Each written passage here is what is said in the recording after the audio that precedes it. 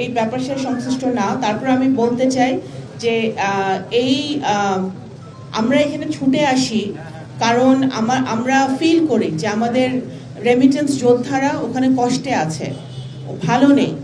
তো আমরা এখানে আপনাদের সহযোগিতা আপনারা করছেন, আপনারাও ছুটে আসেন, কিন্তু আপনারা দেখতে পাচ্ছেন যে বর্তমানে বাংলাদেশ সরকার সচেষ্ট আছে যে আমাদের ভাইরা যারা ওখানে মৃত্যুবরণ করছে আনফরচুনেটলি এই যুদ্ধের কারণে, তাদেরকে যেন তাদের পরিবারের কাছে আমরা যত শীঘ্রই ফিরিয়ে দিতে পারি সেই ব্যাপারে কিন্তু প্রবাসী কল্যাণ মন্ত্রণালয়, পররাষ্ট্র মন্ত্রণালয়, সরকার সচেষ্ট আছে। এবং পরিবারের পাশে যেটা আমরা আছি, যেটা প্রবাসী কল্যাণ সচিব মহোদয় বললেন, আমাদের সেটা আমরা সচেষ্ট আছি, থাকবো। এবং যারা এখানে আটকা পড়ছে বাংলাদেশি নাগরিক বা অন্য দেশের নাগরিক যুদ্ধের কারণে, তাদের ভিসা সংক্রান্ত জটিলতা, অন্যান্য সমস্যাগুলো সেটা কিন্তু বাংলাদেশ সরকার দেখছে, সম্পূর্ণভাবে দেখছে।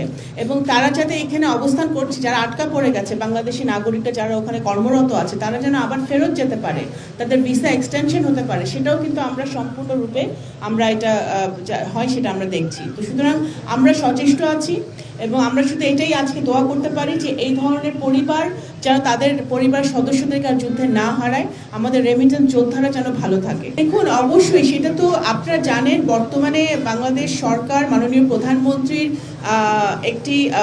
উনি সচেষ্ট আছেন এবং বাংলাদেশ সরকারের ম্যানিফেস্টোতেই আছে যে আমরা আরো বেশি কর্মসংস্থান তৈরি করব। সুতরাং যারা কর্ম হারিয়ে আসছেন বাংলাদেশে ফেরত, তাদের পুনর্বাসন যাতে বাংলাদেশের কোনো কর্মসংস্থান হতে পারে, সেটা একটা ব্যাপার আমরা দেখছি। এবং তারা যাতে ফেরত যেতে পারে সেটাও কিন্তু আমরা সচেষ্ট আছি, কারণ আমরা ইতিমধ্যে পররাষ্ট্র মন্ত্রণালয়, প্রবাসী কল্যাণ মন্ত্রণালয় কিন্তু আমরা কাজ করে যাচ্ছি যে আমাদের আরো বিদেশে নতুন নতুন কর্মসংস্থান কিভাবে তৈরি করা যায়। তো সুতরাং এই যখন আমরা কর্মসংস্থান তৈরি করাতে সচেষ্ট আছি, সেখানে আমাদের প্রথম প্রায়োরিটি থাকবে যারা কাজ হারিয়ে দেশে ফিরেছে, তাদেরকে আমরা অবশ্যই পাঠাবো। এবং তারা যাতে এখানে যারা যেতে না চায়, তারা যেন বাংলাদেশে একটা কর্মসংস্থান পেতে পারে, সেটাও আমরা সচেষ্ট থাকবো। এটা তো বলাই বাহুল্য।